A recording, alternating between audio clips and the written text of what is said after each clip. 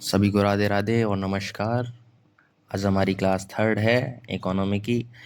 और मैंने आपसे कल क्वेश्चन पूछा था कि थर्ड सेक्टर में कौन कौन से बिजनेस वगैरह जो सारी चीज़ें हैं वो कौन कौन सी चीज़ें आती हैं।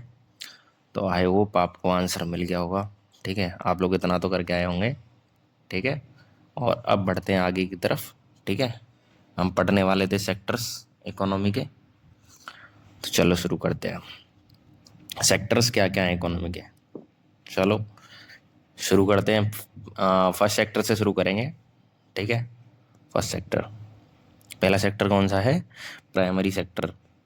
ठीक है, और रिवीजन कर रहे हो कि नहीं प्रॉपर? Primary sector. और दूसरा कौन सा है? सेकेंडरी। ठीक है, हिंदी में मैं लिखवा दूंगा। ठीक है, कहीं ये कहो कि हिंदी में नहीं लिखवा रहे हो, हिंदी में भी लिखवा दूंगा अभी मैं। यानी प्राथमिक, प्राथमिक। ठीक है, क्षेत्र, क्षेत्रक बोलते हैं वैसे इसको। ठीक है, ये हो जाएगा द्वितीयक। ठीक है, और अब जो है ना मॉडर्न मॉडर्न इकोनॉमिक्स में, मॉडर्न जो मतलब आधुनिक अर्थशास्त्र है ना, उसमें ना 5 सेक्टर्स बन गए हैं। ठीक है, मतलब पार्ट बना दिए इन लोगों ने। अभी वैसे ज़रूरत अब मतलब जैसे टेक्नोलॉजी बढ़ रही है, ये सारी चीज़ें टेक्नोलॉजी में कौन कौन सी चीज़ें आ रही हैं, तो ये सारी चीज़ें बढ़ा दी हैं। ठीक है, तो इसी वजह से तो थर्ड सेक्टर। ठीक है, थर्ड सेक्टर क्या बोलेंगे इसको? थर्ड सेक्टर नहीं बोलेंगे इसको ना, थोड़ा सा लाइक सर्विस सेक्टर बोलते हैं इसको। ठीक है, अरे रे बाबा, ये मैं क्या कर रहा हूँ? तुम अच्छे से लिखना। ठीक है, मेरी तरह गलती मत करना। ठीक है, सर्विस सेक्टर।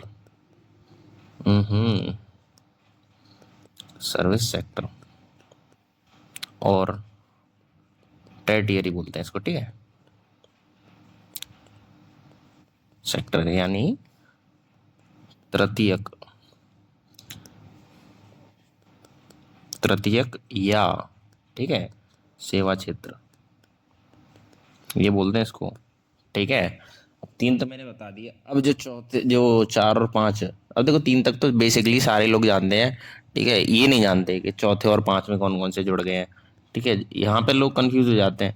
ठीक है, चतुर्थक है। ठीक है, चतुर्थक क्षेत्र यानी, ठीक है, यानी क्वेटरनरी, क्वेटरनरी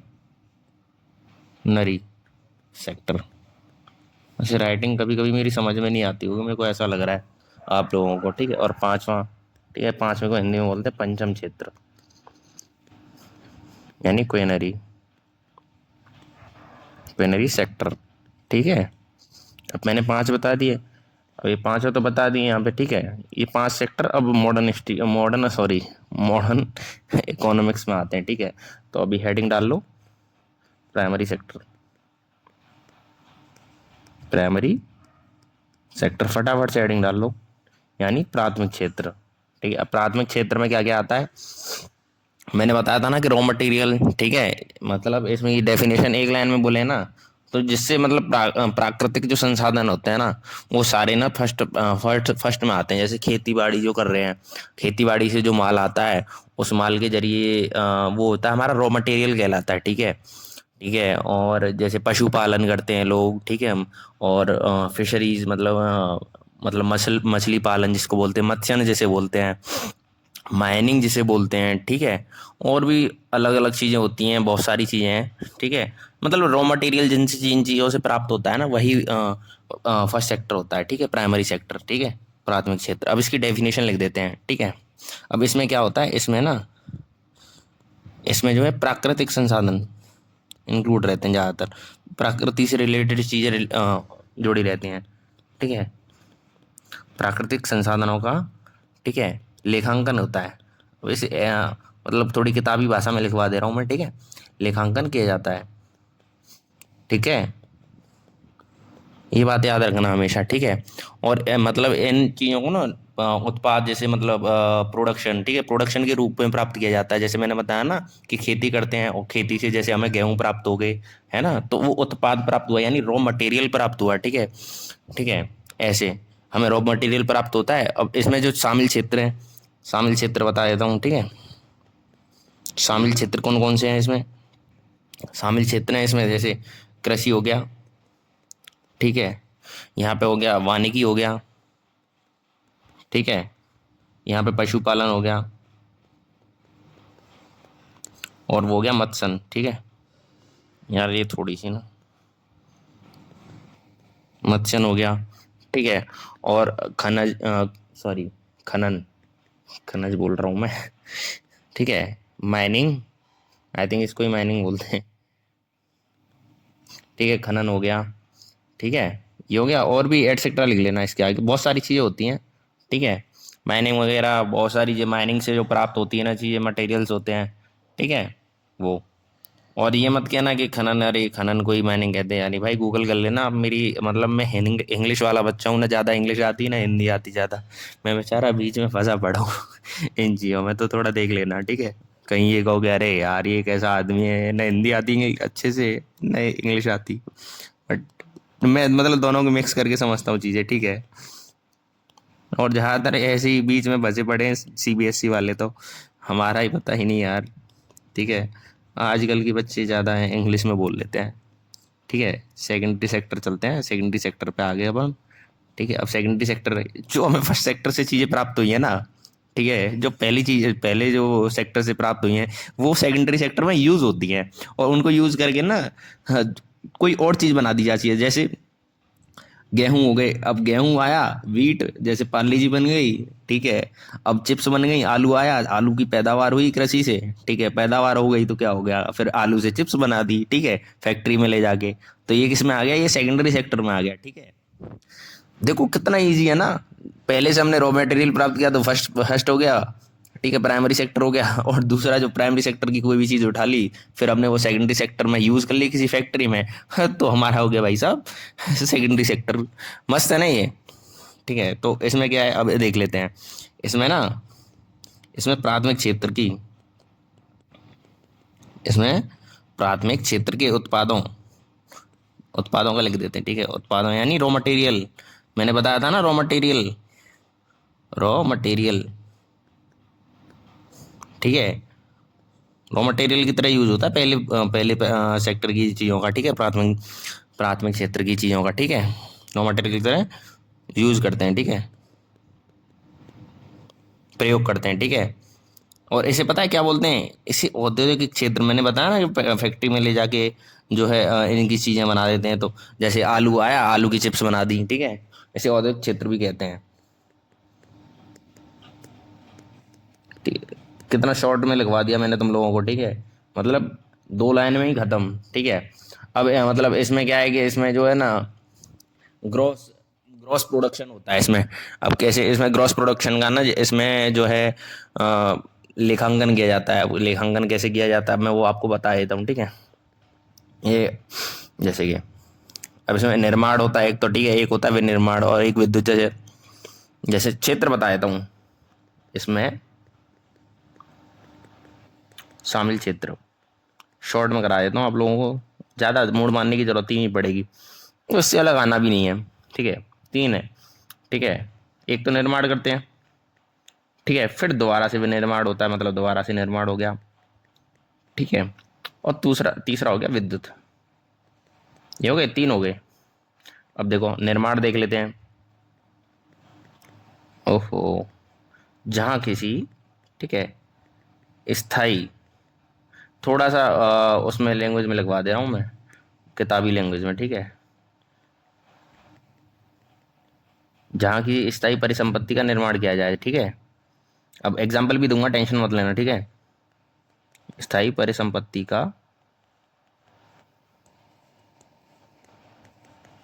निर्माण किया जाए, ठीक है। ध्यान से जो जो लिख रहा हूँ लिख लेना, फिर ना कहना कि अरे भैया ये क्या हो गया, हमें तो पीडीएफ दे दो, पीडीएफ वीडीएफ नहीं मिलेगी, ठीक है। अब विनिर्माण, इनको आगे मैं, अभी निर्माण हो गया, अब आगे विनिर्माण कराता हूँ, ठीक है। ठीक है, एग्जाम्पल जैसे भवन कैसे बनता है, भवन कैसे बन रहा है, ईंटों से बन रहा है ना, और रॉ मटेरियल क्या हो गया, मिट्टी, ठीक है, मिट्टी से क्या बनी, ईंट, ठीक है, समझ गए ना। विनिर्माण यानी दोबारा से निर्माण हो रहा है। अब ठीक है देखो, जहाँ किसी वस्तु का उत्पादन किया जाए, ठीक है, और उसे यूज में ले लो, ठीक है, जहाँ किसी वस्तु का उत्पादन ठीक है, अब जैसे कैसे उत्पादन हो रहा है, ठीक है, जैसे हो रहा है कपड़े का, ठीक है, रोटी का, रोटी किससे बन रही है, गेहूं से, ठीक है, ऐसे ही करके बहुत सारी चीजें, आदि लिख लेना हिंदी में, वाले हिंदी वाले लोग आदि लिख लेना, ठीक है। और तीसरा मैं बता देता हूँ, एक और एग्जांपल दे दे रहा हूँ, ठीक है, जैसे गैस। अब एक हो गया, अरे विद्युत में गैस गैस है जलपूर्ति, ठीक है। अब कैसे विद्युत का, गैस, समझ रहे हो, आप इंडक्शन यूज करते हो, ठीक है, मतलब बोलते हैं ना जलापूर्ति, ये समर जो चलाते हो आप लोग, पानी की टंकी भरते हो, ऐसे ही करके, ठीक है, इत्यादि, ठीक है, इन सभी से संबंधित कार्य, इनसे संबंधित कार्य, इनसे चार ही संबंधित कार्य होते हैं, ठीक है। और कोई भी डाउट हो कमेंट सेक्शन में पूछ सकते हो, ठीक है। अब यहाँ पे तक क्लियर हो गया ना। अब हमारे थर्ड सेक्टर पे आते हैं। ये बड़ा मस्त लगता है थर्ड सेक्टर मेरे को, मतलब इनकी मौज होती है। अब कैसे वो बताता हूँ। सबसे ज़्यादा मजे तो यही लेते हैं थर्ड सेक्टर वाली चीज़ों में, बहुत मज़ा आता है। क्यों? क्योंकि इसमें सर्विस देनी होती है ज़्यादातर गलत मत ले लेना, गलत सर्विस नहीं होती, ठीक है, बहुत अच्छी सर्विस होती है, ठीक है। जो भी आप जैसे इंटरनेट आप इस्तेमाल कर रहे हो, ये सर्विस इस्तेमाल कर रहे हो, अब आपने जियो थोड़ी खरीद ली है, ठीक है, आपने उसका इंटरनेट पैक खरीदा है कि हम ये यूज़ करेंगे, ठीक है। इसे ना सेवा क्षेत्र भी कहते हैं, अभी बताया था ना मैंने, लिख लेना, इसे सेवा क्षेत्र भी कहते हैं थर्ड सेक्टर को ही। ये बात याद रखना, फालतू में कहीं भूल जाओ, ठीक है। और इसमें क्या है, जैसे प्राइमरी और सेकेंडरी सेक्टर की मिली हैं चीज़ें, ठीक है, रॉ मटेरियल से किसी चीज़ को बना दिया और फिर उसकी सेवा प्रदान कर दी। अब जैसे मैं तुम्हें थोड़ा सा बता देता हूँ, ठीक है, मतलब ये जो इसमें मतलब थोड़ा सा मैं आई थिंक मैं गलत बोल गया तुम लोगों को, तुम लोग ना उल्टा ले जाओगे इसको, मैं बताता हूँ। जैसे कि ये जो थर्ड सेक्टर है ना, इस थर्ड सेक्टर को फर्स्ट सेक्टर वाले, फर्स्ट एंड सेकंड सेक्टर वाले इसको यूज करते हैं, इससे सेवा लेते हैं। कोई भी फैक्ट्री है, कोई भी टेक्नोलॉजी लेगी, वो भी थर्ड सेक्टर में, टेक्नोलॉजी किस में आएगी, मतलब कोई भी सेवा लेगी, ठीक है, मतलब कि माल नहीं खरीदा ना कुछ लिया तुमने, ना तुम्हारे हाथ में कुछ गया, लेकिन तुमने क्या खरीदी, सर्विस खरीदी, ठीक है। जैसे तुम इंटरनेट लेते हो, ये भी तो लेते हैं इंटरनेट, ये भी तो टेक्नोलॉजी का इस्तेमाल करते हैं, ठीक है। तो वही चीज़ है, तो ये हमेशा याद रखना, ठीक है। ये दोनों sector, first and second sector हमेशा थर्ड सेक्टर का यूज़ करते हैं, थर्ड सेक्टर का, ठीक है, ये बात याद रखना। अब चलो आगे बढ़ते हैं इसी में। अब इसमें कौन कौन से शामिल हैं, ठीक है, अब इसमें लिख लेना, ये जो थर्ड सेक्टर है फर्स्ट एंड सेकंड सेक्टर को अपनी उपयोगी सेवा देता है, ठीक है। अब इसमें शामिल है, इसमें शामिल क्षेत्र, शामिल क्षेत्र, अब कौन कौन से क्षेत्र शामिल है, परिवहन एवं संचार, मैंने बताया ना, परिवहन एवं संचार। अब इसको इंग्लिश में क्या लिखेंगे, transport and communication, I think communication ही बोलेंगे इसको, या फिर टेली कम्युनिकेशन बोलेंगे, आई थिंक, थोड़ा देख लेना, ठीक है। संचार में आप समझ ही गए, कम्युनिकेशन ही होगा यहाँ का, जहाँ तक एक ये हो गया। दूसरा बता देता हूँ, बैंकिंग, बैंकिंग भी इसी में आता है थर्ड सेक्टर में, ठीक है, ये याद रखना, ठीक है। व्यापार, ठीक है, अरे आप बोलोगे अरे व्यापार कैसे आ गया, आता है कई तरीके से व्यापार आता है इसमें। बीमा, समझ रहे हो, बीमा करा रखा है या नहीं, LIC करा लो पहले बहुत चलता था LIC, ठीक है जब हम छोटे थे तो LIC करा लो, LIC करा लो जीवन बीमा करा लो, बहुत लोग आते थे, गांव में भी बहुत लोग आते थे कि भाई बीमा कराओगे क्या, ठीक है। और इसमें लिख देते हैं, ठीक है, एक और लिख देते हैं, ठीक है, उसमें लिख देते हैं सामुदायिक सेवाएं, ठीक है, सामुदायिक सेवाएं। मैं कुछ चीज़ों की ना और इंग्लिश लिख के लाया करूँगा, ठीक है, नेक्स्ट टाइम से आप लोगों के लिए, ठीक है, मैं इंग्लिश गूगल कर लिया करूँगा आप लोगों के लिए, ठीक है। अब हमारा आ गया फोर्थ सेक्टर, ठीक है, फोर्थ सेक्टर यानी चतुर्थक, ठीक है, कौन सा, चतुर्थक क्षेत्र, ठीक है। आज थोड़ी सी लंबी क्लास करते हैं, ठीक है, थोड़ी छोटी छोटी क्लास ले रहे हैं हम, ऐसे काम नहीं चलेगा, थोड़ी सी बड़ी करते हैं इसको, नहीं तो 20-25 दिन खिंच जाएंगे अगर ऐसे छोटी छोटी चलती रही तो, ठीक है। इसलिए अब चतुर्थक कौन सा होता है, इसमें थोड़ा सा मतलब इसमें बौद्धिक गतिविधियां शामिल होती हैं, ठीक है, तो एक लाइन में तुम लिख लो। अब बौद्धिक गतिविधियां जैसे लाइब्रेरीज हो गई, ठीक है, और संस्कृति हो गई, सरकार हो गई, इसमें रिसर्च सेंटर हो गए, ठीक है, एजुकेशन हो गई, ठीक है, और ऐसी चीजें शामिल होती हैं इसमें, ठीक है। बौद्धिक मतलब ज्ञान से रिलेटेड चीजें, ज्ञान से रिलेटेड चीजें जो हैं वही शामिल होती हैं, जैसे अभी बता देता हूँ, ठीक है। थोड़ा सा किताबी भाषा में लिखवा देते हैं, ठीक है। बौद्धिक गतिविधियां शामिल होती हैं इसमें, बौद्धिक गतिविधियां शामिल होती हैं, ठीक है।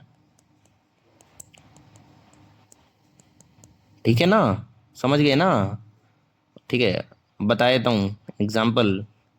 सरकार, अरे सरकार कैसे बौद्धिक हो गई सरकार तो आजकल कुछ ज्यादा ही हंगामा मचा रही है, ये होती है, इसमें भी होती है, ठीक है। पुस्तकालय, ठीक है। सरकार भी हमको बहुत सारी अच्छी अच्छी चीजें सिखाती है, ठीक है। अगर आदमी बुरा है इसका मतलब पूरी सरकार नहीं बुरी है, अगर वो एक नेता बुरा है तो ठीक है। अनुसंधान, ठीक है, यानी अनुसंधान रिसर्च सेंटर, ठीक है, रिसर्च वाले जो होते हैं, ठीक है। शिक्षा, ठीक है, इसी में आते हैं। सूचना प्रौद्योगिकी, ठीक है, ठीक है, ये सारी चीजें आती हैं इसमें, और भी आती हैं एटसेट्रा, ठीक है। इसमें ये सारी चीजें आती हैं। अब चौथा भी हो गया, अब फटाफट से पांचवा भी क्लियर कर देते हैं। पंचम क्षेत्र, पंचम क्षेत्र, ठीक है। क्यूनरी, ये क्यू है, ठीक है, सेक्टर। पांचवें सेक्टर पे आ गए, फटाफट फटाफट से, है ना, जल्दी जल्दी कर देते हैं इसको। ये सेक्टर ज्यादा है, मतलब तीन सेक्टर ज्यादा याद रखेंगे उतने, तीन सेक्टर से ही ज्यादा विस्तार क्वेश्चन आते हैं। चारवां पांचवां तो अब बाकी भी बना दिया लोगों ने, बांट दिए हैं, तो फिर कई सारी किताबों में अलग लगाया जाता है, तो इसी वजह से अब पांच सेक्टर करा दिए हैं, ठीक है। अब इसमें ना थोड़े हाई लेवल के निर्णय वाले संस्थान मतलब आ जाते हैं, जैसे सरकार आ जाती है, यूनिवर्सिटीज, मीडिया। अब ये कहोगे अरे निर्णय कैसे ले रही है मीडिया, आपको पता है ना मीडिया का कितना पावर है, ठीक है। अब जैसे साइंस आ गया, और मतलब नॉन प्रॉफिटेबल इंस्टीट्यूट हैं वो भी आ जाते हैं इसी में, मतलब जिनसे लाभ नहीं मिलता, गैर लाभकारी संस्थान जो होते हैं वो आ जाते हैं इसमें, ठीक है। तो इसमें लिख देते हैं, बस एक ही लाइन है इसकी, तो इसमें उच्च स्तरीय मतलब ऊंचे स्तर पे, ठीक है, उच्च स्तरीय निर्णय लेने वाले संस्थानों को, ठीक है, शामिल किया जाता है, ठीक है। अब कौन कौन से लिख लेना, शामिल किया जाता है, लिख देता हूँ, तुम भी आलस करोगे वरना। अब जैसे एग्जाम्पल लिख देता हूँ, ठीक है, जैसे कि सरकार, हाँ जी सरकार, क्या कह रहे हो सरकार, विश्वविद्यालय यानी यूनिवर्सिटी, ठीक है। मीडिया, आप लोग कहोगे आधा हिंदी में लिख रहा हूँ आधा हिंदी में, मीडिया हो, मीडिया ही बोलते हैं हिंदी में भी यार, ठीक है, तो लिख लेना है इतना तो। विज्ञान यानी साइंस, ठीक है, गैर लाभकारी संस्थान, ठीक है, और आदि और भी चीज़ें आती हैं, ठीक है। अब हर चीज़ हमें याद करने की जरूरत नहीं है, ठीक है। तो यहाँ पे हमारे खत्म हो गए, ये सेक्टर्स खत्म हो गए, ठीक है। तो अब सबसे पहले हम क्या पढ़ने वाले हैं सोचो। अब हम शुरू करने वाले हैं बैंकिंग, कि बैंकिंग आखिर में है क्या। अब यहाँ से हमारा नया टॉपिक स्टार्ट होने वाला है, तो हेडिंग डालो सारे के सारे, बैंकिंग, डल गई फटाफट से हेडिंग। तो बैंकिंग में शुरू करने वाले हैं कि बैंकिंग है क्या। मैंने आप लोगों को पहले ही दिन बताया था बैंकिंग में कुछ नहीं है, जमा करना है और उसके बदले लोन मिलता है, वही है बैंकिंग। और जो हम पैसा देते हैं, जो हमारे पैसा हो गया, ठीक है, ये हमारा पैसा हो गया, डिपॉजिट किया हमने, ठीक है। अब डिपॉजिट तो कर दिया, अब आप बैंक के पास आप डिपॉजिट क्यों करोगे, क्यों, क्योंकि आपको आपको ठीक है, आपको क्यों जाओगे बैंक के पास, क्योंकि आपको बैंक दे रहा है इंटरेस्ट, आपको बैंक दे रहा है इंटरेस्ट, कि भाई साहब आप मेरे पास आ जाओ, मैं आपको 6% की सालाना ब्याज दूंगा, जिससे आप बोलते हो ना फिक्स्ड डिपॉजिट। अरे आप आ जाओ भाई, पहली बात कोई क्यों जाएगा बैंक के पास, इसीलिए तो जाते हैं कि हमें ब्याज मिलती है। अब ठीक है, और एक दूसरा तरीका है, ये हो गई बैंक, ठीक है। अब बैंक बैंक से आप पैसे लोन लेने गए, और बैंकों में क्या हो गया, अरे भाई साहब मैं आपको 9% पे ब्याज दे दूंगा, 9% पे। अब बैंक लोन हो गया सस्ता, अब 9 से हो जाए, मान लो 6% हो जाए, आप दौड़ के भरो, अरे 6% हो गया भाई, 6%। तो आप इस 6% पे ज़्यादा ब्याज ले लोगे। अब ज़्यादा ब्याज ले लोगे तो आप मार्केट में बढ़ा दोगे डिमांड, और जैसे ही मार्केट में डिमांड बढ़ेगी तो सप्लाई हो जाएगी कम, ठीक है, बहुत शॉर्ट में समझा दे रहा हूँ, और जैसे ये मैं मॉनेटरी पॉलिसी भी समझा दे रहा हूँ इसी के साथ साथ, तुम्हें लग रहा हो, देखना ये मॉनेटरी पॉलिसी पे आती यहीं खत्म हो जाएगी। और जब आपने सप्लाई बढ़ा दी और हो गई डिमांड कम, सॉरी डिमांड बढ़ गई आपकी क्योंकि आप पैसे लेके गए, और सप्लाई हो जाएगी कम, सप्लाई गिर गई डिमांड बढ़ गई, तो इससे क्या हो जाएगा, महंगाई बढ़ जाएगी भैया। ठीक है, आपने जाके महंगाई बढ़ा दी, कोई एक चीज जो 10 की मिल रही थी, अब उसी चीज पे 10 लोग आ गए। ठीक है, अब इस चीज पे 10 लोग आ गए ना, तो एक बोलेगा भैया मैं आपको 10 रुपए की चीज है ना, मैं आपको 15 दूंगा, मैं आपको 20 दूंगा, तो इससे क्या बढ़ गई, महंगाई।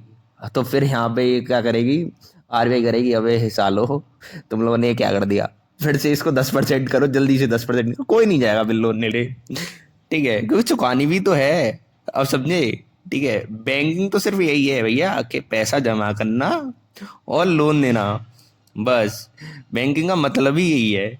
ठीक है, आई समझ में। अब इतना तो समझ गए होंगे खैर तुम। ठीक है चलो, इतना समझ गए हो, तो अब आगे बढ़ते हैं। ठीक है चलो, अब आगे बैंकिंग में, बैंकिंग की डेफिनेशन लिख देते हैं, बैंकिंग है क्या, बैंक क्या है, बैंक क्या करती है। बैंकिंग है डिपॉजिट करना, ठीक है, शॉर्ट में करा देता हूँ, बहुत शॉर्ट में, डिपॉजिट करना, और इसके बदले आप नहीं ले रहे हो, दूसरा भी तो लोन लेने जा रहा है, लोन देना। बैंक ये करती है, आपका पैसा जमा करेगी, फिर इसके बदले में लोन दे देगी।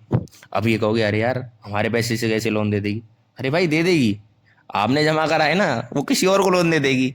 आप ये मत सोचो कि आपका बैंक का बैंक आपको तो शो करेगा कि हाँ हमारा पैसा, लेकिन वो पीछे से पीछे कमाते रहते हैं। ठीक है, और आप पैसा क्यों जमा करोगे, आपने पैसा जमा करा 1 लाख, जमा कर दिया। अब जब 1 लाख आपने जमा कर दिया, तो आपको इस पे ना इंटरेस्ट देगी ब्याज। ठीक है, बैंक बैंक इंटरेस्ट देती है, आप कभी भी ना डिपॉजिट करके देखना अपने में अकाउंट में, तो आपको ना इंटरेस्ट मिलेगा इस पे। ठीक है, और 1 लाख पे इंटरेस्ट जैसे अभी 4% दे दिया आप लोगों को, ठीक है, डिपॉजिट पे 3% 4%, क्योंकि आपने फिक्स डिपॉजिट नहीं करा ना, तो उस पे जो है पैसा नहीं मिलेगा, विदाउट फिक्स डिपॉजिट कम पैसा मिलता है बट कम पैसा मिलता है। ठीक है, ठीक है चलो, अभी आगे बढ़ते हैं। ठीक है, अब ये तो समझ गए ना। ठीक है, यहाँ पे ये भी लिख देना, ये भी लिख लेना, ठीक है, डिपॉजिट पे भी ब्याज मिलता है, ये बात याद रखना। ठीक है, जल्दी से अकाउंट खुलवा दो जिन्होंने नहीं खुलवाए। ठीक है, डिपॉजिट पर भी ब्याज मिलता है, जल्दी से जाके खुलवा लो, और देख लो, गूगल कर लो कौन सी बैंक ज़्यादा ब्याज दे रही है डिपॉजिट पे। ठीक है, अब दो तरह की बैंकों होती है। ठीक है, अब देखो मैं आगे बढ़ते हैं। ठीक है, बैंकिंग का स्ट्रक्चर क्या है, संरचना जिसे बोलते हैं। ठीक है, बैंकिंग स्ट्रक्चर, ठीक है, संरचना, बैंकिंग तो बैंकिंग ही रहेगा। ठीक है, बैंकिंग संरचना। ठीक है, ओफो, लिख लेना इसको, ठीक है, कि ठीक कर लेना। ठीक है, अब इसमें क्या है, अब इसमें ना दो तरीके देखो, दो तरीके के होते हैं, एक होती है ऑर्गेनाइज्ड बैंकिंग, ठीक है, और दूसरी होती है अनऑर्गेनाइज्ड, मतलब संगठित और असंगठित। अब इसमें कौन कौन सी आती है मैं तुम्हें बता देता हूँ, तो हेडिंग फटाफट से डालो, पहली हेडिंग डालो। ठीक है, संगठित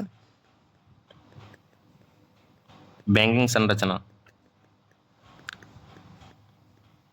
फटाफट से डाल दी, यानी ऑर्गेनाइज्ड। संगठित की इंग्लिश लिखानी मेरे को, बैंकिंग संरचना तो यहाँ पे हो गया ना बैंकिंग स्ट्रक्चर। ठीक है, ऑर्गेनाइज्ड। ठीक है, अरे रे रे बाबा, मैं क्या, हम्म, ठीक है, ऑर्गेनाइज हो गया।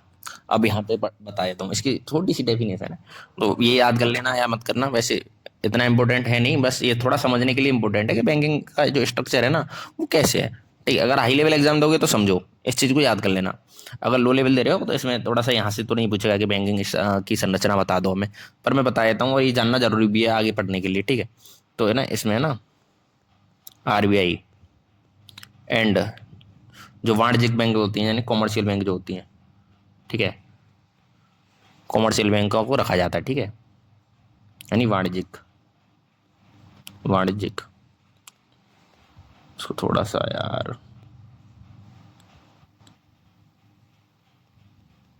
ठीक है, वाणिज्यिक बैंक आती हैं इसमें। ठीक है, इसमें ठीक है। ठीक है, संगठित में ये हो गया। अब दूसरा आ जाता है, अब दूसरा सेक्टर आ जाता है, सॉरी दूसरी टाइप आ जाता है संरचना का कि अनऑर्गेनाइज्ड, जिसे बोलते हैं असंगठित। असंगठित, अरे अरे, बैंकिंग संरचना, भूल जाता हूँ यार मैं हेडिंग लिख रहा हूँ। ठीक है, ये तो समझ गए होंगे ना आप, यानी अनऑर्गेनाइज्ड। ठीक है गाइज, यहाँ तक आपको क्लियर हो गया होगा। ठीक है, अब फटाफट से इसके बारे में बता देता हूँ। इसमें भाई तुम जानते हो ना, पिछले जमाने में साहूकार होते थे, अभी भी है, बट ये पूर्व की तरफ मिलेंगे, पूर्वांचल की तरफ। थोड़ा वहाँ तो समझ रहे हो ना आप, थोड़ा सा है थोड़ा अभी उधर। ठीक है, टेक्नोलॉजी भी वहाँ पूरी तरह मतलब थोड़ा विकास कम हुआ है पूर्व की तरफ, अगर देखा जाए तो सही मायने में। नहीं, ऐसा नहीं बोलेंगे कि भाई बिल्कुल ही नहीं हुआ है बट थोड़ा कम हुआ है, मेरे को जैसा लगता है। भाई मैं अपना ओपिनियन दे रहा हूँ, ऐसा कुछ नहीं है कि भाई मैं किसी को जज वज कर रहा हूँ। ठीक, ठीक है, अब इसमें देखो आगे बढ़ते हैं। ठीक है, इसमें साहूकार आते हैं, साहूकार जैसे मनी लेंडर्स बोलते हैं, ठीक है, इंग्लिश में। ठीक है, आई समझ में। साहूकार एंड महाजन जैसे बोलते, महाजन जो होते थे पहले, महाजनों को रखा जाता है, जो मनी लेंडर्स जिन्हें बोलते हैं, इंग्लिश वाले लिख लेना। ठीक है, मनी लेंडर्स इसमें आते हैं। ठीक है, और भी कई सारी चीज़ें आती हैं, मतलब जो सरकार से नहीं जुड़े हैं, ठीक है, उनको रखा जाता है, ये बात याद रखना। ठीक है, ये हो गया। ठीक है, मतलब इन्हें, और एक तरीके से इन्हें पता है इन्हें क्या बोलते हैं, इन्हें ना देसी बैंकर बोलते हैं। अब देसी बैंकर पता ही है क्यों बोलते हैं, पहले भी होते थे ना ये लोग, इन्हें देसी बैंकर बोलते हैं, इन्हें देसी बैंकर बोलते हैं, मतलब कहते हैं, ये लिख लेना। ठीक है, कहीं मेरी भाषा लिख लो, और जो समझ में आए वो लिख लेना। ठीक है, और एक चीज़, अब इस पे तो आरबीआई का नियंत्रण होता है। ठीक है, आरबीआई का नियंत्रण हो गया यहाँ तो। ठीक है, अब देखो इसमें क्या है, इसमें आरबीआई का नियंत्रण ही नहीं होता। इस पे चाहे कितनी भी ये मन की कर सकते, कितनी भी ब्याज लेना चाहे उतनी वसूलेंगे। ठीक है, इस पे आरबीआई का नियंत्रण नहीं होता, नियंत्रण नहीं होता। ठीक है, अब यहाँ पे, अब ये तो हमने समझ लिया कि बैंकिंग की संरचना क्या है। बैंकिंग की एक हिस्ट्री भी तो होगी ना भाया, एक हिस्ट्री भी होगी ना बैंकिंग की। ठीक है, हिस्ट्री ऑफ बैंकिंग, एक हिस्ट्री भी होगी ना बैंकिंग की। अब वो समझ लेते हैं कि बैंक कब से शुरू हुई, क्या हुआ, मॉडर्न जो भारत में अब ये चल रही है कि भाई अरे हर किसी का खाता हो, मतलब नॉर्मल, चाहे गरीब गरीब आदमी हो, सबका खाता होना चाहिए। ठीक है, अब मैं बताता हूँ इसकी शुरुआत कहाँ से हुई। इसकी शुरुआत, ठीक है, ठीक है, बैंकों का आरंभ, ओफो, आधुनिक बैंकों का आरंभ, मैं आपको बताता हूँ। आधुनिक बैंकों का आरंभ कब से शुरू हुआ बताऊं, ये शुरू हुआ 1157 से। देख रहे हो कितनी पहले से आ गई, मतलब भाई ये बहुत पहले से है, मतलब समझ रहे हो, हम सोच भी नहीं सकते कभी कभी तो भाई कि अरे इतने पहले से हो भी सकता है क्या। 1157 से है, और लगभग लगभग 100 साल बाद ऐसे ना, 100 150 125 साल बाद ना 1000 साल हो जाएंगे बैंकिंग को चलते चलते। अब तुम समझ लो, इटली से शुरू हुई थी ये। ठीक है, इटली में एक बैंक खुली थी, कौन सी खुली थी, जल्दी से नाम कमेंट में बताओ। ठीक है, जल्दी से बताओ। ठीक है, bank of Venice, bank of Venice, VANIS। ठीक है, ठीक है, इसी को माना जाता है। ठीक है, वेनिस की स्थापना को माना जाता है। ठीक है, ये हो गया, यहाँ पे बिजनेस के तौर पे शुरू करी थी पहले तो लोगों ने। ठीक है, अब इसके बाद ना, फिर इसके बाद 1401 में, 1401 ईस्वी में, ठीक है, 1401 ईस्वी में बैंक ऑफ बार्सिलोना। ठीक है, बार्सिलोना, नाम भी देख रहे हो भाई साहब, कितने अच्छे अच्छे नाम है। 1407 में bank of Geneva, bank of Geneva जानते हो ना, जेनेवा जो स्विट्जरलैंड में है, जेनेवा, मतलब बहुत सारे संगठन वहीं पे है, बैंक ऑफ जेनेवा। ठीक है, ठीक है, और यहाँ पे एक 1694 में बैंक ऑफ इंग्लैंड। ठीक है, देख रहे हो हमसे कितनी पहले ही बैंक खुल चुकी हैं दूसरे देशों में, तो यही समझ लो भाई कि हमसे दूसरे देश कितना ही आ गए हैं। ठीक है, अब इसमें ना, जो जब 18वीं सदी आई, 18वीं सदी जो होती है ना, मतलब 1700 लेके 1799 तक, 18वीं सदी बोलेंगे इसको, 18वीं सदी आई थिंक, ठीक है, 18वीं सदी, ठीक है। तो अब यहाँ पे 18वीं सदी में क्या हो गया, जो पूंजीवादी थे, ज़्यादातर जो पूंजीवादी लोग थे, ठीक है, तो जब उन्होंने क्या करा, उन्होंने पूंजीवादी जो लोग थे उन्होंने इसी के साथ, मतलब जो उनकी कंपनीज तो पहले से थी, ठीक है, पूंजीवादी लोग मतलब उनसे बोलते हैं जो अमीर लोग हैं, अब उनकी कंपनी तो होंगी, अब उन्होंने कंपनी के साथ साथ ना बैंकों में भी घुसना शुरू कर दिया, ठीक है। और फिर इसी से जैसे ही वो घुस गए तो बैंकों में और तेज विकास होने लगा बैंकों का, ठीक है। जब विकास होने लगा तो फिर अब आ जाते हैं, अब यहाँ पे ये तो शुरुआत मान ली आपने, ठीक है। तो जब तेजी आई तो फिर आने ही लग गया डेवलपमेंट इंडिया में भी बैंकों का। अब यहाँ पे देखते हैं डेवलपमेंट, ठीक है, development of banking in India, ठीक है। अब भारत में विकास, बैंकिंग विकास, भारत में, ये हिंदी में भी बैंकिंग लिखते हैं तो मैं इंग्लिश में थोड़ा सा मेरे को इजी लगता है तो मैं लिख देता हूँ, ठीक है। भारत में बैंकिंग विकास, ठीक है। तो अब देखें, अब इसको स्टेजेस में भी बांट दिया गया है, ठीक है। अब इसको स्टेजों में भी बांटा गया है। अब कैसे बांटा गया है मैं दिखा देता हूँ, देखो। पहली स्टेज, अब पहली स्टेज क्या थी, प्रथम चरण, जिसको हम बोलते हैं प्रथम चरण, ठीक है। फर्स्ट स्टेज, अब फर्स्ट स्टेज क्या है कि इसको एज टाइम टू टाइम भी बांटा गया है। जैसे फर्स्ट स्टेज जो चली है 1806 तक, ओहो, 1806 तक, ठीक है, मतलब जब से शुरू हुई है तब से फर्स्ट चरण ही माना गया है, ठीक है। अब देखो 1806 तक, अब ये भारत की बात हो रही है, ठीक है, दूसरी कंट्री में तो घुसा देना है इसी बीच में। अब ठीक है, इसमें ना भारत की पहली बैंक, भारत का पहला, पहला यानी प्रथम, भारत का पहला बैंक कौन सा था जल्दी बताओ। इसका बैंक था बैंक ऑफ हिंदुस्तान, ठीक है, जल्दी से बताओ। 1770 में हुई थी इसकी स्थापना, 1770 में, कहाँ, भारत का पहला बैंक 1770, इसकी स्थापना हुई थी कलकत्ता में, ठीक, कलकत्ता, ठीक है। अब जैसे हम कोलकाता बोलते हैं, ठीक है, कोलकाता, कोलकाता डिस्ट्रिक्ट जो है, ठीक है, जैसे जो बोलते हैं। अब ये मत कहते ना कि कोलकाता स्टेट है, ठीक है। अब ये ना, ये पूरा, ये इंडिया में इंडिया में पहला बैंक बना है, ये बात याद रखना। इंडिया का खुद का नहीं है, ठीक है। और ये किसके द्वारा स्थापना की गई थी, इसकी स्थापना किसके द्वारा की गई, इसकी स्थापना अलेक्जेंडर एंड कंपनी द्वारा की गई थी, ठीक है, ये भी लिख लेना, अलेक्जेंडर एंड कंपनी द्वारा की गई, ठीक है, ठीक है। अब ये इतना तो लिखवा दिया मैंने, इतना तुमको क्लियर हो गया होगा। और ये जल्दी बंद हो गई, ये जल्दी बंद हो गई, ये भी लिख लेना अगर मन करे तो, जल्दी बंद हो गई, खुली और बंद हो गई, क्योंकि मतलब यार तुम कुछ समझ जाओ, इंडिया में खुल तो गई है, अब अंग्रेजों ने अपने फायदे के लिए खुली थी, इंडिया वाले लोगों का इसमें कुछ फायदा नहीं था, ठीक है। अब इसी वजह से, ठीक है, तो अब ये चली नहीं इसी वजह से। भाई जब एक चीज बताओ, कोई आपके पास पैसा क्यों जमा कराने आएगा, तभी आएगा ना जब आप उनको कुछ दोगे, तो इसी वजह से तो अंग्रेजों के लाभ के लिए ही चली थी। अब ये द्वितीय चरण पे आ जाते हैं, ठीक है। अब द्वितीय चरण में क्या है कि सेकंड स्टेज, सेकंड स्टेज, अब सेकंड स्टेज कब से कब तक थी, 1806 से 1880, सॉरी 1860 तक, ठीक है, 1860 तक, ठीक है। अब सेकंड स्टेज में क्या है, अब ईस्ट इंडिया कंपनी थी, हमारे हमारे पे कौन राज कर रही थी, ईस्ट इंडिया कंपनी। अब ईस्ट इंडिया कंपनी ने की तरफ से ही क्या हुआ कि उन्होंने अपने हित में चीज़ें रखी, मतलब अपने लाभ के लिए ही रखा, अपने ही जो उनके जो अधिकारी थे उन्हीं के लिए बैंक बना दी, ठीक है। अब इन अधिकारियों को लाभ हो रहा था, ठीक है, तो इन्होंने इन अधिकारियों के लिए भाई साहब 3 बैंक बना दी इन लोगों के लिए। अब इसमें अब कौन कौन सी 3 बैंक बनाई, एक लाइन लिख लो, ठीक है। ईस्ट इंडिया कंपनी ने, ईस्ट इंडिया कंपनी ने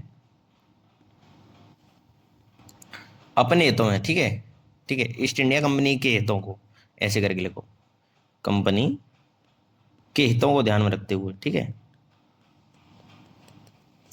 हितों को ध्यान में रखते हुए 3 बैंकों की स्थापना हुई थी, रखते हुए निजी, निजी मतलब प्राइवेट को भी बोलते हैं निजी, ठीक है, निजी अंशधारियों, अंशधारियों यानी पैसा, ठीक है, यहाँ पे निजी अंशधारियों का मतलब पैसे वालों ने, ठीक है, द्वारा भारत में 3 प्रेसिडेंसी बैंक, तीन प्रेसिडेंसी बैंक देखना है, नहीं है प्रेसिडेंसी बैंक का क्या होगा आगे, ठीक है। ठीक है, अभी बताऊंगा मैं। इन्हीं तीन प्रेसिडेंसी बैंक बैंक ये अभी भी चल रही है, ये समझ लो एक तरीके से। अब कैसे चल रही है मैं बताऊंगा, देखना, ठीक है। ठीक है, अब कौन कौन सी थी मैं आपको बता देता हूँ।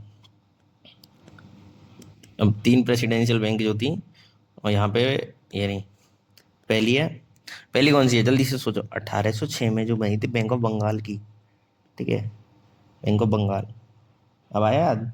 एक बनी थी 1840 में, bank of Madras, sorry bank of Bombay, ठीक है। और तीसरी बनी थी 1843 में, बैंक ऑफ मद्रास, ठीक है, बैंक ऑफ मद्रास। अब देखो ऐसे ना हिंदी में क्या ही लिखाऊं, इतना तो आप लोग जानते ही है बैंक हो गई ठीक है। अब ये तीनों ना ईस्ट इंडिया कंपनी की थी। अब तीनों सरकार के नियंत्रण में रहेंगी उनके में, ठीक है। अब इन्हें ना एक चीज और हुई, इसके बाद क्या हुई, अब ये चीज लिख लेना। इन्हें ना 1862 तक, 1862 तक नोट यानी रुपया नोट जारी करने का अधिकार भी मिल गया, नोट जारी करने का अधिकार प्राप्त हो गया। अधिकार था मतलब 1862 तक था, ठीक है। 1862 तक ये नोट अधिकार नोट भी जारी कर सकते थे, ठीक है। पर ये तीनों असफल हो गए, ठीक है। अब कारण ये है ना, ये असफल हो गई। अब कैसे असफल हो गई ये बताता हूँ। ये तीनों, ये तीनों ही असफल हो गई, तीनों असफल रही। शॉर्ट में ये तीनों असफल रही। अब कैसे असफल रही, क्योंकि ये ईस्ट इंडिया कंपनी के लिए काम करती थी, ठीक है। अब मैंने आपको बता दिया। अब इन तीनों बैंकों का क्या होगा, मैं कह रहा था ना कि इन तीनों बैंकों का कुछ होगा। अब इन तीनों बैंकों का ना मर्ज कर दिया, जैसे अभी हाल फिलहाल में मर्ज कौन कौन सी हुई है, सोचो कैनरा वगैरह, ये कैनरा वगैरह में ये जो सॉरी सिंडिकेट, सिंडिकेट जो है कैनरा में मर्ज हुई है ना हाल फिलहाल में, आई थिंक, हाँ यही हुई है, ठीक है। तो ऐसे करके ये तीनों में तीनों ही मर्ज हो गई। अब तीनों मर्ज हो गई, कब कब हुई ये तीनों मर्ज, ठीक है। अब ये तीनों मर्ज हुई हैं 1921 में। अब इन तीनों, ये तीनों मर्ज करके ना इस तीनों मर्ज कर दी, यानी विलय कर दिया, ठीक है। अब थोड़ी तुम्हारी भाषा में लिख देता हूँ, ठीक है। 1921 में इन तीनों का, इन तीनों का विलय कर दिया, विलय यानी मर्ज कर दिया, ठीक है। इन तीनों को विलय यानी मर्ज करके,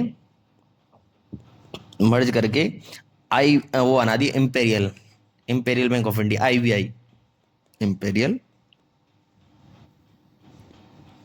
बैंक ऑफ इंडिया बना दी, ठीक है। इन तीनों का, ठीक है। अभी देख लो, बन गई ना इंपीरियल बैंक ऑफ इंडिया, ठीक है। अब देखो यहाँ पे अब आगे क्या होगा। अब इसमें ये बन गई, ठीक है। अब इसका ही, इस आईबीआई का, ठीक है, इंपेरियल बैंक ऑफ इंडिया का, ये इंपॉर्टेंट हो सकता है कि ये पूछा जा सकता है कभी भी, छोटे एग्जाम में पूछा जा सकता है। इंपेरियल बैंक ऑफ इंडिया का नाम बदल दिया गया, राष्ट्रीयकरण, नेशनलाइजेशन करके, इंपेरियल बैंक ऑफ इंडिया का राष्ट्रीयकरण करके। कब हुआ राष्ट्रीयकरण इसका, करके 1 जुलाई 1955 को इसका नाम एसबीआई, जिसे हम बोलते हैं ना कितनी फेमस है, state bank of India, India कर दिया। मतलब समझ रहे हो भाई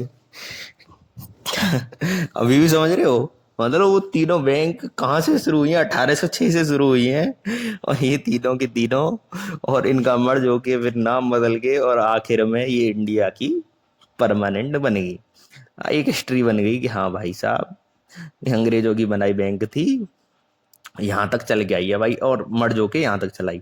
अब ठीक है, मतलब जैसे तुम्हें जैसे याद हो जाए ना, बस याद करने के लिए है, दिल पे मत ले लेना कोई बात को, ठीक है।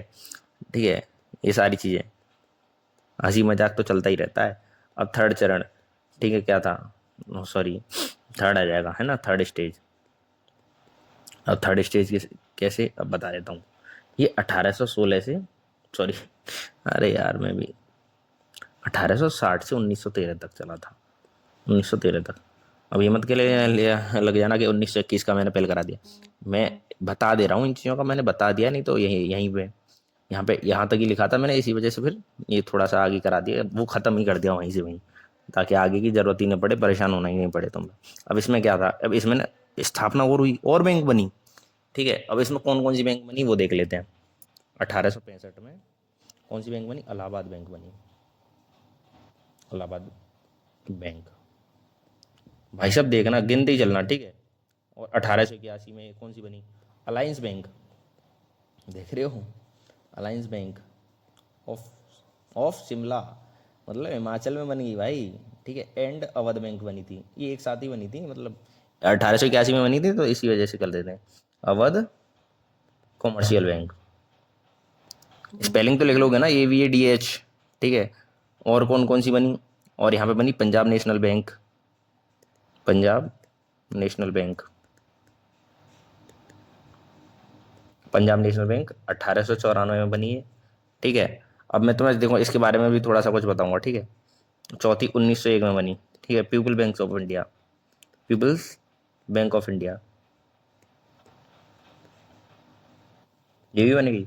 अब देखो, अब यहाँ पे एक चीज देखी जाए, ठीक है, ये थोड़ी ना लिमिटेड लाइबिलिटी थी, मतलब कैसे, मतलब सीमित थी चीज़ों को लेके, ठीक है। और ये ना पहला बैंक जो अवध था ना, जो अवध कॉमर्शियल बैंक था, ये अवध कॉमर्शियल बैंक, ये ठीक है, ये ये अवध कॉमर्शियल बैंक ना, ये पहला ऐसा बैंक था जो भारतीय लोगों से संचालित था, ठीक है। मतलब भारतीय लोगों ने संचालन किया था इसका, मतलब जो चलाते हैं ना बैंकों को, वो, ठीक है। तो इसको लिख लो, अगर लिखना है, हाँ इसको लिख लेते हैं, ठीक है। ये अवध कॉमर्शियल बैंक, ठीक है, भारतीयों द्वारा, भारतीयों द्वारा पहला संचालित बैंक है, ठीक है। बनाया हुआ नहीं है, संचालित बैंक है, पहला संचालित बैंक, ये भारतीयों द्वारा पहला संचालित बैंक था, ठीक है। अब ये हो गया। अब पहला संचालित बैंक तो मैंने आप लोगों को करा दिया, अब एक और इम्पोर्टेंट करा देता हूं मैं, ठीक है। अब पहला ये तो हो गया, अब पहला दूसरा इंपोर्टेंट मैं करा देता हूँ, जो बना ही भारत, मतलब बना भी भारत के लोगों से, ठीक है, मतलब सॉरी, बना भी भारत के पैसों से, ठीक है, और बनाया भी भारतीयों ने। अब जैसे देखो यहाँ पे लिखो, फर्स्ट स्टेबलाइज्ड, स्टेबलाइज्ड यानी बना बना हुआ, ठीक है, स्टेबलाइज्ड एंड पूरा, बनाया हुआ भी और रन किया हुआ भी, मतलब जिन्होंने संचालित किया था, पहला बनाया हुआ, ठीक है, खुद भारतीयों से, और भारतीयों ने ही चलाया, ठीक है। एंड, अरे रे बाबा, एंटायरली मतलब पूरा, एंटायरली का मतलब है पूरा, ठीक है, रन बाय इंडियंस। सोचो कौन सा बैंक था, सोचो जल्दी बताओ। मैं अभी बोला था आप लोगों को, एक हिंट भी दी थी कि इसके बारे में कुछ बताऊंगा, ठीक है। कौन सा, पंजाब नेशनल बैंक, समझ गए, पंजाब नेशनल बैंक जो 1894 में बना था, ठीक है, नेशनल बैंक 1894 वाला, ठीक है। पूरा भारत का पैसा था ये, भारतीयों का पैसा से बना था, भारतीयों के द्वारा, भारतीयों द्वारा पूर्णतः पूंजी, मतलब पूर्णतः यानी पूरा पैसा भारत के लोगों का था, ठीक है। अब ये इतना तो क्लियर हो गया होगा, थर्ड स्टेज भी क्लियर कर दी। अब ठीक है, एक स्टेज और क्लियर कर देते हैं, लंबी क्लास हो गई है, बट देख लेते हैं जितनी खिंच जाएगी कर देंगे, ठीक है। अभी 43 मिनट का तो हो गया है क्लास, ठीक है, अभी और कर देते हैं, ठीक है। तो अभी यहाँ पे हम कहाँ पहुँच गए, हम यहाँ पे थर्ड पे पहुँच गए हैं ना, अब फोर्थ सेक्टर पे, यहाँ पे चलते हैं फोर्थ स्टेज पे, ठीक है। फोर्थ स्टेज क्या है, चतुर्थ, चतुर्थ चरण, ठीक है, फोर्थ स्टेज, यानी 1913 से 1939 तक, ठीक है। अब यहाँ तक हो गया। अब 1913 से, अब यहाँ पे एक चीज और याद रखना, यहाँ विश्व युद्ध भी हो चुके हैं, ठीक है, और दूसरा स्टार्ट होने वाला था, आप समझ गए हो, ठीक है। फर्स्ट वर्ल्ड वॉर, ठीक है, फर्स्ट वर्ल्ड वॉर, ठीक है, विश्व युद्ध जिसे हम बोलेंगे, ठीक है, फर्स्ट वर्ल्ड वॉर, ठीक है। फर्स्ट वर्ल्ड वॉर के बाद भारत में बैंकिंग का विकास बहुत तेज हुआ था, ठीक है। लिख लो हेडिंग, ये लाइन लिख लो, भारत में बैंक विकास, विकास तेजी से हुआ, ठीक है, ये लिख देते हैं। यहाँ पे हो गया। अब यहाँ तक तो क्लियर हो गया होगा आप लोगों को, ठीक है। अब इसमें क्या है, अब 1921 में तो जो 1921 में जो IBI, इंपेरियल बैंक, इंपेरियल, थोड़ा समझने के लिए लिख देता हूँ। इंपीरियल क्या है, इंपीरियल का चेंज कर दिया नेम, नेम चेंज, ठीक है, नेम चेंज क्या कर दिया, SBI रख दिया, ठीक है, 1921 में। ये तो मैंने आप लोगों को बता ही दिया है, ठीक है। अब ये 1921 में किस कौन सी बैंकों का नाम चेंज किया था, प्रेसिडेंशियल बैंक इन्हें बोलते हैं, ठीक है। इन तीनों को प्रेसिडेंशियल बैंक बोलते थे, याद याद रखना, प्रेसिडेंसी, प्रेसिडेंसी, अरे यार, प्रेसिडेंसी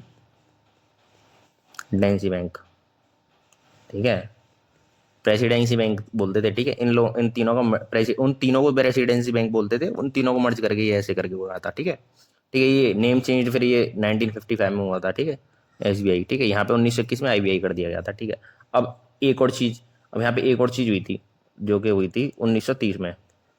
और 1930 में क्या हो गया, सेंट्रल बैंकिंग आई थी, सेंट्रल बैंकिंग की इंक्वायरी आ गई थी, ठीक है, ठीक है। इंक्वायरी यहाँ पे 1930 में मैं लिख देता हूँ, सेंट्रल बैंकिंग, उसको सेंट्रल बैंकिंग इंक्वायरी, ठीक है, ठीक है। यहाँ पे जांच समिति, इंक्वायरी, इंक्वायरी को ही जांच बोलते हैं वैसे तो, सेंट्रल बैंकिंग इंक्वायरी समिति का गठन किया गया था, ठीक है। अभी बताते हैं इसके बारे में, ठीक है, सेंट्रल बैंकिंग इंक्वायरी है क्या, इसके बारे में बताते हैं, ठीक है। अभी चलो आगे बताते हैं, ठीक है। अब इसमें क्या है, इस समिति ने ना पहले तो सुझाव दिया था कि क्या क्या करना है बैंक के मतलब क्षेत्र में, बताया था कि इस बैंक के बारे में क्या क्या करना है, बैंकों की स्थापना कैसे, स्थापना उन्हें मजबूत कैसे बनाया जाए, ठीक है, मतलब व्यवस्था मतलब पूरी जो बैंकिंग है, बैंक, अब कोई भी आप बैंक ऐसे थोड़ी रन कर लोगे, पूरी व्यवस्था बनानी पड़ेगी, व्यवस्था बनाओगे, ठीक है, मजबूत स्ट्रक्चर बनाओगे, स्ट्रक्चर पूरा डिजाइन करोगे कि कैसे काम करना है, कैसे बहुत सारी चीजें आप करोगे, ठीक है। तो इसमें रिपोर्ट दी थी इन लोगों ने, इस समिति ने ना रिपोर्ट दी थी, ये समिति है, ठीक है, कमेटी, कमेटी जिसे बोलते हैं, ठीक है, ये तो जानते होंगे कमेटी जिसे बोलते हैं, ठीक है। इसने अपनी जो है वो दी, रिपोर्ट प्रस्तुत करी, और उस रिपोर्ट में ना अब मैं बता देता हूँ कि क्या क्या था, मतलब बैंकिंग के बैंकों को मजबूत कैसे करना है, ठीक है, ये सारी चीजें थी, ठीक है। और उसमें ना बैंक के नियम, बैंक के नियम जो है कि नियम तैयार करने पे जोर दिया गया था, बस ज्यादा कुछ लिखना नहीं है क्योंकि इसके बारे में कोई पूछता नहीं है, तो इस वजह से थोड़ा सा इसे बस इतना समझ लो कि 1930 में सेंट्रल बैंकिंग इंक्वायरी समिति का गठन किया गया था, ठीक है। अब इस समिति के गठनों के आधार पे, मतलब इसका गठन तो हो गया, इसने रिपोर्ट भी दे दी, तो अब इसके ऊपर अब इसे लिखाया क्यों, क्योंकि इसे इसके ऊपर ना एक एक्ट बना, ठीक है, 1934 RBI एक्ट पारित हुआ था, जिससे RBI की स्थापना हुई, इसलिए हम इसे लिखते हैं। अब ये इंपॉर्टेंट है, ठीक है।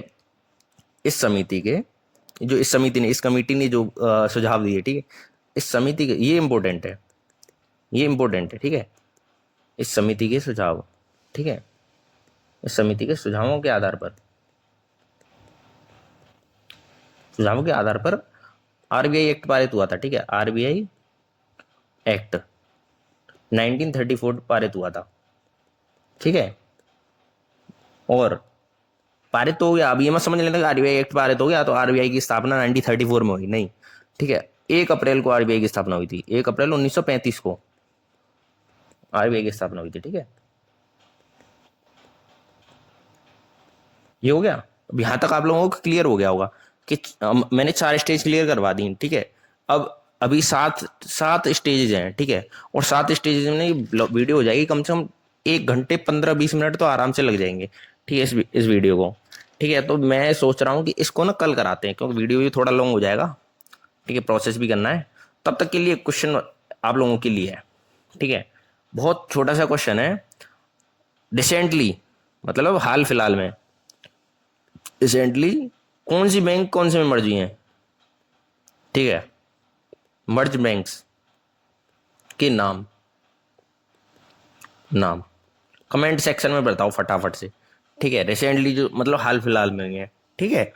और कल तक के लिए, तब तक के लिए टाटा, ठीक है। कल फिर नई वीडियो आएगी, और हमारे साथ बने रहिए, और चैनल को सब्सक्राइब करना मत भूलना, ठीक है। पूरी इकोनॉमिक्स की क्लास कराएंगे, ठीक है। और तब तक के लिए बाय बाय, ठीक है। अपना ख्याल रखें, अच्छे से रहो, मौज लो, ठीक है, टाटा।